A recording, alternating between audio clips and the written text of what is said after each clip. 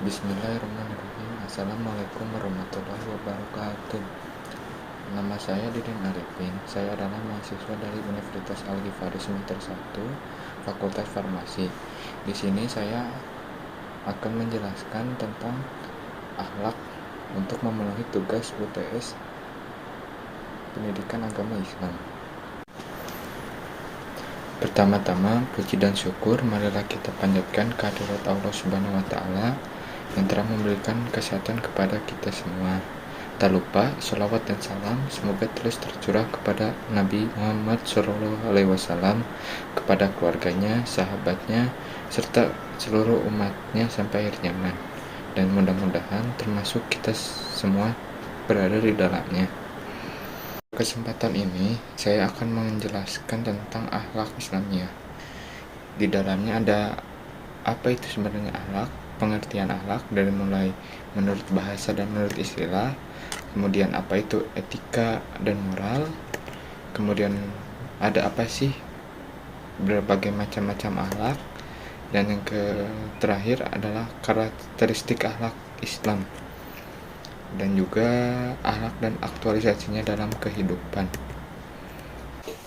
Sekarang saya akan menjelaskan tentang pengertian akhlak. Apa itu akhlak? Akhlak dalam bahasa Arab berasal dari kata khuluq yang berarti tingkah laku atau tabiat. Menurut istilah, akhlak adalah tingkah laku seseorang yang didorong oleh sesuatu keinginan secara mendasar untuk melakukan suatu perbuatan. Ajaran akhlak membahas tentang kebaikan dan keburukan berdasarkan ukuran ajaran agama.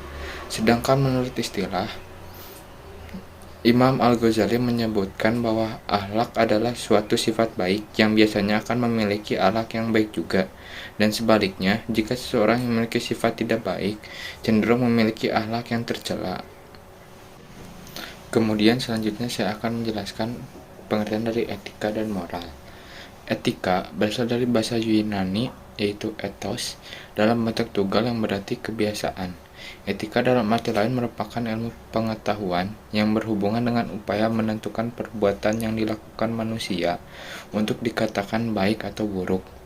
Dengan kata lain, aturan atau pola tingkah laku yang dihasilkan oleh akal manusia. Dengan adanya etika pergaulan dalam masyarakat akan terlihat baik dan buruknya. Ajaran etika membahas tentang kebaikan dan keburukan berdasarkan ukuran akal. Yang kedua, pengertian dari moral. Moral berasal dari bahasa Latin mos atau tunggal. Mores adalah bentuk jamaknya. Memiliki makna kebiasaan. Moral berarti mempunyai dua makna.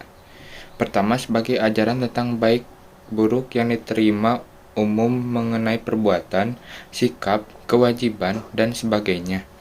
Kedua, kondisi mental seseorang yang membuat seseorang melakukan suatu perbuatan atau isi hati keadaan perasaan yang terungkap melalui perbuatan.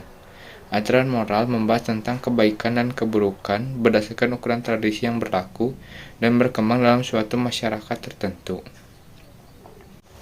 Kemudian ada macam-macam akhlak.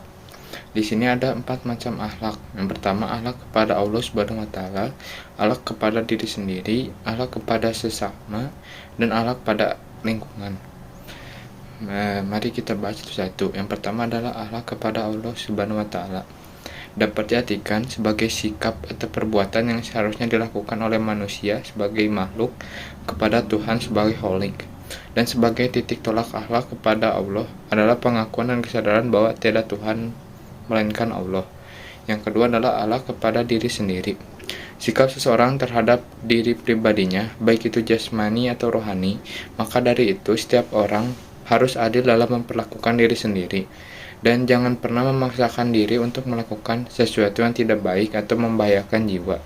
Yang ketiga ada akhlak kepada sesama, merupakan sikap antara manusia dengan manusia lain. Dalam kehidupan ini, selain manusia berinteraksi kepada Tuhan, manusia juga saling berinteraksi dengan manusia lain.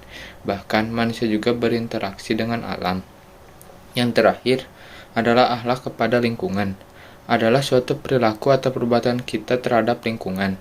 Akhlak terhadap lingkungan yaitu manusia tidak dibolehkan memanfaatkan sumber daya alam dengan jalan mengeksploitasi secara besar-besaran, sehingga timbul ketidakseimbangan alam dan kerusakan bumi. Kemudian ada akhlak dan aktualisasinya dalam kehidupan. Aktualisasi akhlak adalah bagaimana seseorang dapat mengimplementasikan iman yang dimilikinya dengan mengaplikasikan seluruh ajaran Islam dalam setiap tingkah laku sehari-hari. Dan akhlak yang seharusnya diaktualisasikan dalam kehidupan seorang muslim diantaranya adalah akhlak kepada Allah, seperti melaksanakan segala yang diperintahkannya, menerima takdir, selalu berdoa dan berharap kepadanya. Kemudian yang kedua adalah akhlak terhadap Rasulullah. Contohnya seperti mengaji, datang ke pengajian. Kemudian yang ketiga adalah akhlak terhadap diri sendiri. Contohnya seperti sikap sabar dan sikap syukur. Yang keempat adalah akhlak terhadap keluarga. Contohnya seperti mendidik keluarga agar menjadi keluarga yang baik, mendidik keturunan menjadi anak yang soleh dan solehah. Yang kelima adalah akhlak terhadap sesama manusia. Contohnya seperti menjalin persaudaraan, saling tolong-menolong, dan menepati janji. Kemudian adalah karakteristik akhlak Islam. Yang pertama, bersumber dari wahyu Al-Quran dan Al-Sunnah. Memiliki kebenaran mutlak dan berlaku sepanjang masa, di mana saja dan kapan saja. Yang kedua, berhubungan erat dengan aspek akidah dan syariah.